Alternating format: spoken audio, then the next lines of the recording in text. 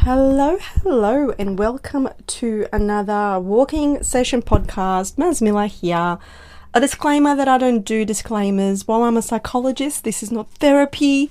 You know the drill. Take what resonates with you, throw the rest out, grab your shoes, grab your headphones, let's walk it out. Alrighty. Feeling a bit rebellious today.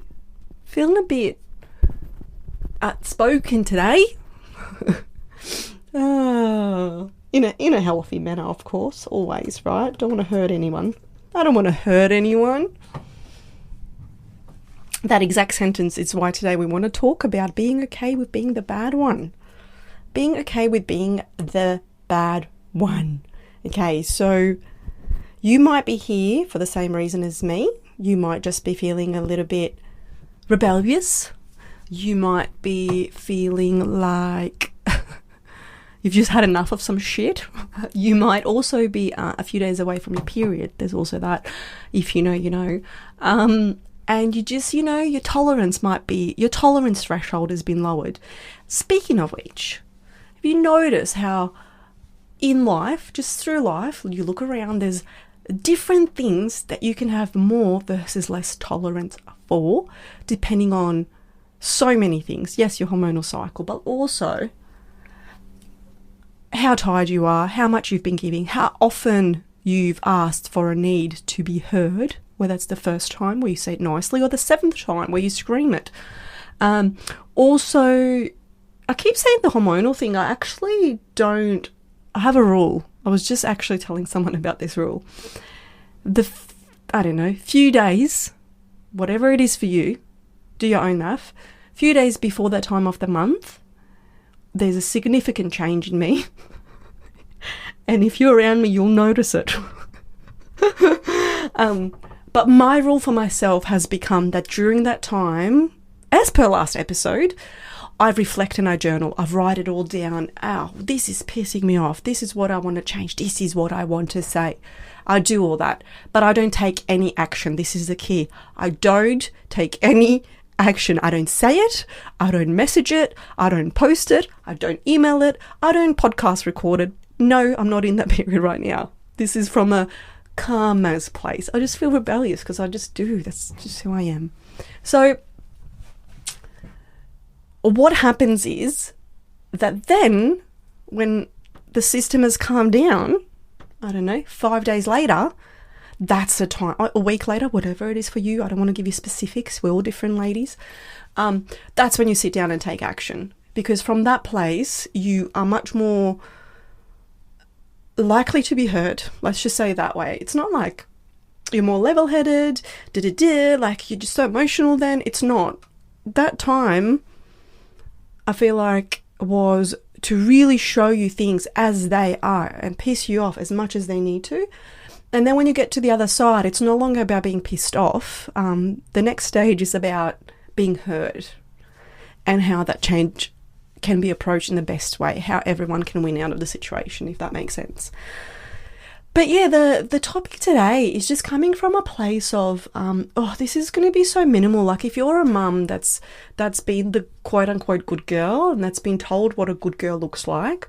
And for a lot of us, and this could be purely cultural, it's a lot of self-sacrifice for me personally, maybe not for you.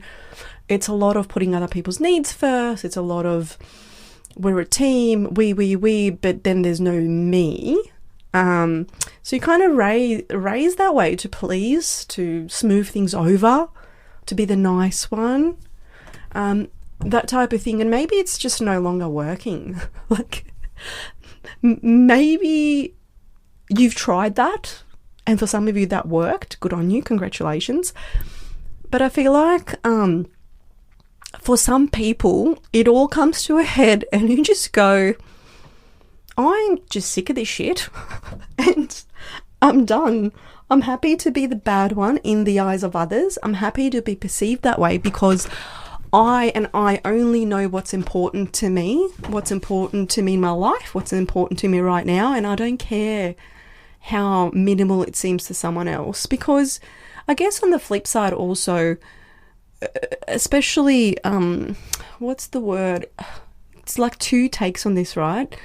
the people in our life that love us, like your immediate friends and family and partner, children, I feel like they're going to be more understanding of all this because they love you. But with them, you might actually be holding back even more because you don't want to hurt them more than, I don't know, the stranger on the road that flips you off because you're trying to keep your child safe. I mean, that's such a random example, but I remember one time when I was a baby, she used to cry in the car like she could not sit for more than 5 minutes. And I looked in the back and her face was like, I thought she was choking or something, and I was in the middle of traffic slowing down to like hazards on to have a good look at her, and the guy behind me was swearing. And I'm sure if you saw my face in that review mirror, I would have looked like Mama Bear, like, you know. But that's a stranger, like, that might be easier than kind of being the quote-unquote bad guy to the people close to you, because also you bloody live with them, so you got to deal with that all the time. But if you're someone, and maybe you've been attracted to this because you are a little bit of a people pleaser in your own right, it is amazing when you start to untangle this work, how small it is. It is sometimes literally like, I had thoughts where, let's say I said to my husband, I'm going to be home at 3, and it's 12 to 3, because I make sure I'm home early because, you know, I do the right thing. I'm the people pleaser. And then I'm like, oh, I need 15 minutes to do something. And it's not like he's got to run out the door. That's a whole different thing. If he's got to run out the door, that's fine. But like to take that extra 3 minutes for myself felt so overwhelming that I would just leave that thing that I was going to do in 15, that phone call, that whatever. It just would get postponed and postponed and postponed. Whether it's a workout, whether it's a walk, whether it's a sauna session, whether it's a facial, whether that is, I'm trying to think of all the things for myself that I've postponed. Sometimes even journaling, not often, but I'm pretty good at that because I can do it at night. See, even as I'm saying, I can do it at night where it doesn't impact anyone. Isn't that shit? Whether it is like just prioritizing things, saying, I don't want to do this anymore. Sometimes also in a relationship, especially if you've been in one, whatever that is, whether it's a working relationship, a business relationship, a friendship, a whatever the relationship, put your own relationship there. I think the hardest thing is when you've done things for a long time. Like, I'll give you a little example. I pretty much have always been the sleep person for my girls. 7 and nearly 4. 8 and nearly 4. Nearly 8 and 4. And that was fine in the early days because they were babies. They needed me. They refused. They refused to have my husband help, Noah and Lacey. And what would happen is that they always preferred me to put me to bed, and that was fine when there was one. And then when they would wake up during the night, they would literally just scream until I go to them, and that just happened. And then Lacey came, and then we kind of tag teamed a bit more. I feel like almost Noah could understand it a bit better, that there was another person, that it wasn't just her, and that was a whole nother bloody mum guilt growing pain situation. And then just the other night it dawned on me that Lacey's nearly the same age that Noah was when Lacey was born, and I was like, gosh, I've been in this rut of putting her to bed every night, going to her every night, because over and over we've tried to do it other ways, but we probably haven't tried for the last, 6 or 12 months or something. You just kind of go, try that, didn't work, try that. Like, it's just, you know, if you're a mum, if you're in the days of it, it's just what you do. And then it dawned on me, and I was like, no, just no. And I explained it to her, and we negotiated. I said to her that once the older one's in bed with me and she's asleep, I'll come back and snuggle her. So that's been the thing. Now, every night she says, so we take turns. Every second night she says, all right, Mum, but when Noah's asleep, you come snuggle with me. And I go, yep, no worries. And then that's how that happens, and it's all fine. But for so long, because we have tried it before, I held all this heaviness in my heart and this guilt of her crying, and I don't want her to be upset and dead. And then you feel upset about the other one because she really misses you putting her to bed and having those evening chats and that connection as well. So that was sometimes you got to try. So all that to say, sometimes you might try to establish those changes or boundaries or chats more than once, because that was a more than once effort that we've had to put in with Lacey. And, you know, in your own relationship, say maybe you're somebody who you may not have cared about going for a walk before, but now you want to. And a good thing to do is, I don't know how you'll function, but we are very scheduled. Scheduled in the sense that we know who needs to be where, when, and whose responsibility is. So I got the schedule out and I said to hubby, right, I want to get to the gym. I haven't been to the gym. You've probably heard me say there's no time for the gym. And then I sat with that and I was like, but I want to go to the gym. And then I had to find a gym that's got a creche, because in the schedule we realised that there's this little child that needs to be around at all times, even if it's just 40 minutes that I need her mind, you know, somebody watching her, etc. So we went through the whole thing, like, this is how we need to do it. This is what it needs to look like. Where's the time? Let's find the time. This is why you can see why I have put myself second. But the whole conversation was so uncomfortable. It was so uncomfortable the whole time. All I wanted to say is, just don't worry about it. I'll start exercising more when they're at school. I'll start doing more when they're at school, when they're both there. And then I was like, nope, I'm just going to be the bad guy. That was the attitude I went in with. I'm just going to be the bad guy. Everyone here can label me the bad guy. I need this. I've been so frustrated with this. I've been trying it every bloody other way. This is what I need. And nobody called me the bad guy, of course. And we came to a resolution. It was freaking awesome. So you may have never done this before. Welcome. Like I said, you might need to start really small, like, oh, what do I feel like eating for dinner? This is also a thing for me. I say that, and I've always said that, but a big thing that's happened in our household is one picky eater, secondary picky eater, copying the first picky eater. And I just notice myself gradually, like, creating really bland meals that I don't enjoy, going from them being exposed to everything to, you know, the same bland stuff. And look, there's room for that. But then I was like, no, I'm cooking shit I like. Okay, that's what I'm doing from now on. I'm cooking. My job's to cook. Anyone else that would like to take over, you're really very welcome. Very welcome. But that's how we divide the labour in this household. I cook most of the time. Hubby will start helping out a bit soon. That was also another negotiation. And if they don't like it, they can not like it. I'll be the bad guy. I'll be the bad cook. That's cool. Like, Mum, you're the worst. You know I hate this. This is what's said to me, even if it's something they've never tried. They try it. They're emotional. The words are real. This is where it all comes from, right? But I'm okay. I'm okay with being the bad guy. And let's have like a reality check of this. In someone else's story, you will sometimes be the bad one. I have no doubt that my kids will eventually get out of this and grow up and go, thank God you didn't just serve us the plain shit. Like, thank you for persevering, whatever. For the time being, they're probably whinging to their mates at school and saying, my mum only cooks yucky food. Because I hear that, oh, so-and-so is so lucky. They get this and this. And I'm like, But also, like, on a bigger scale, we can't control how people perceive us. Like, you can only sit with your values and your intention and what you're hoping to get out there. If you can kind of backtrack that, like, I always sit there and I'm like, all right, like, for example, when I did this podcast episode, what's the purpose? What am I hoping people get out of it? What are some things I want to talk about? Like, I put thought into this. I don't just go, oh yeah, I'm just going to chat about, I don't know, whatever, right? So your intention, I think, is more important than how others perceive you, if that makes sense. And it doesn't make you a bad person. Like, it means that maybe you've set a boundary. Maybe you can't meet their expectations and the reality of that hurts them, you, whoever. It will end up being you if you keep trying at the end of the day. Or maybe you've just made a choice where you're like, I just can't. You know, I have done it this way.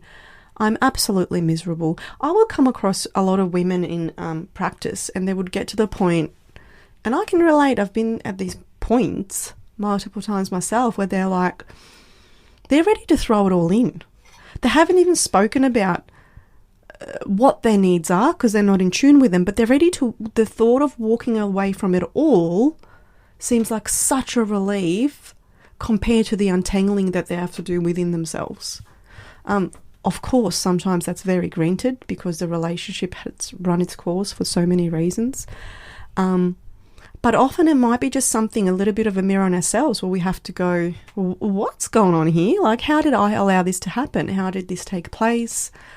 What do I need to do? What do I need to change? Who do I want to be next year, the year after, 5 years from now, and all of that kind of stuff, right? See, lots of journaling prompts there for you. But yeah, sometimes you just make peace with being the bad one and being the one that has to say it, being the one that has to call it, because you know that on the other side of that, things are going to end up bad anyway. So you think, well, it's probably worth a shot. It's probably worth me really sitting with. And I know for me, for example, I've come to a moment of that before, and then I've gone, right, now I'm going to, I'm going to put my health and myself first, and then I've sat there and gone, I don't even know how or what that looks like. I don't know what I like anymore. Some things I know. I've always kept things like, easy stuff. My dog, being in nature, going for a walk. There's like things that have kept me tracking and going along, but more like it came to a season where I was looking around and I was like, this is not good for me anymore. That has done its job for that season. Now my soul needs more. And I guess I just want you to feel okay about it. Like, you can't control what people are going to do with that. Like I said, you can control your values, you can control your intention, you can really communicate in the way where whoever you're speaking to, whether it's a family member or whoever, where they understand what is going on with you. And yeah, like sometimes disappointing people that's the price you might have to pay to get some room for yourself and some growth for yourself. And that's okay. Like, do it respectfully, and that's okay. Growth is uncomfortable, just so you know, for everyone. Like for you, it's uncomfortable for the people around you because they've never seen you this way. You're going to stumble, you're going to fall, you're going to backtrack, you're going to get tired, you're going to say, don't worry about the gym. And it's not all thrown away. You just got to try again and start again and get the schedule out again if you need to. Okay, well, this bit didn't work and Mondays are great, but that Wednesday, like that, we need to shift that, right? So it's okay. Don't feel like you're locked into some lifelong contract just because you agreed to something one way and it no longer works. The reality is that, especially if you're trying this on for the first time, you don't know what you're doing. I remember my first way to make room for myself was justified through, it's got to be work or exercise. They're the things that there's only room for. And then one day I was like, actually, I just want to sit there and stare at a wall. Actually, I just want to go get ice cream by myself. Actually, I want to take myself out for dinner. Not go out for dinner for a birthday. Like, actually, I don't need a freaking occasion. Actually, I need some kind of alone time every day so I don't go psycho at everyone. So actually, all of this is actually okay. And if you've been around for a long time, you maybe have heard me say, if you can't get those things that I've just listed and they're below the bare minimum, let me just tell you, then you don't have a life. Do you have a life, or you're living someone else's life? Are you going to be the person that gets the end of this and go, where was I in all of this? What? I can't, probably, reflecting on this, I'm like, where did this rebellion, this bad guy thing come from? Not long ago, a couple of weeks ago now, it was Father's Day, and I had a whole chat with my husband about how for Father's Day, it's like such a common thing to see dads go play golf, like away from the family, but then the mums are like, oh, I'm so grateful for breakfast with my family. And it's like, even when you read the cards for Mother's Day and Father's Day, like they're very different. Mother's Day is about, thank you for all the sacrifice and all the things you do for us. And Father's Day is, thank you for being my hero and having so much fun with me, Dad. And obviously there's, caveat, whatever. Nothing's 100%. You know. I'm not here to fight about the cards. I'm just here about the message in our society. And we both agreed that maybe like for us, maybe not for you, what works is like a mixture.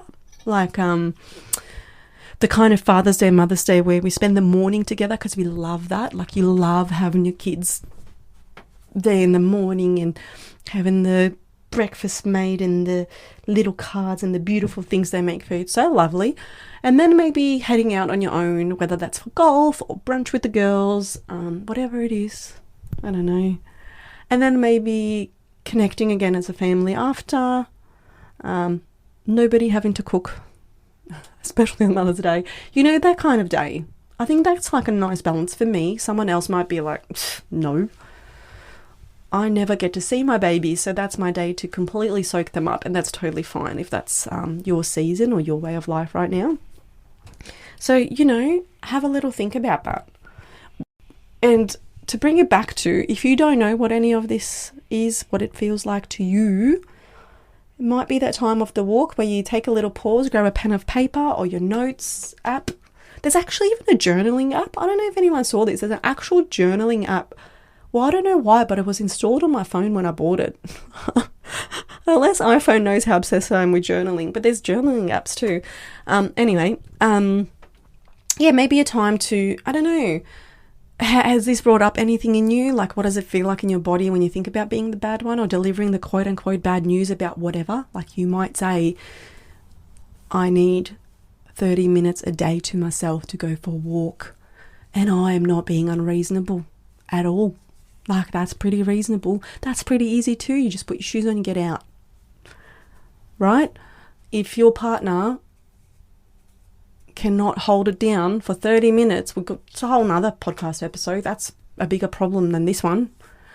Or if other people can give you that, that's a whole nother podcast episode. If people are like, no, you cannot have 30 minutes a day to yourself. Even bloody work lets you do that. What's a lunch break these days? Half an hour, 45, I don't even know. Anyway, so take a moment. What does it feel like to consider this, like, in your body? Do you feel guilty? And then what does it feel like to put it down and just visualize that conversation? Maybe write it out. So first of all, I feel so bad asking for this because. I feel so bad bringing this up because. So you might go, whatever your reasons are, my partner's already exhausted, but remembering 30 minutes is not unreasonable. What I find really helps, the next question is really helpful. If my partner was asking me for that, would I be okay with it? If they said, hey, babe, can I have 30 minutes a day to myself to go for a run or whatever, to play pool, I don't bloody know, whatever, you would be totally fine, especially knowing the impact it has on their mental health and how they show up. So same goes for you, the door things both ways. And then maybe journal about, okay, or think about, write about, whatever, voice note, whatever your thing is. Reflect on this. What does it feel like if the conversation went in a really, really supportive way? Like, they were like, I get it. You do need a break. How can we do this? How can I support you? How are we going to do this together? All right, let's get to their heads together and work this out. You know, like, how does that feel to say it? And get out of your head about, why do I have to say it? Some things you're just going to have to say, okay? Some things you won't.